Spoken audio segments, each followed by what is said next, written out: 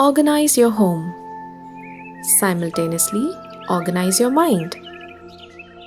Clean your past hurts and future worries. अपने घर को व्यवस्थित कर दें, साथ ही अपने मन को भी व्यवस्थित करें।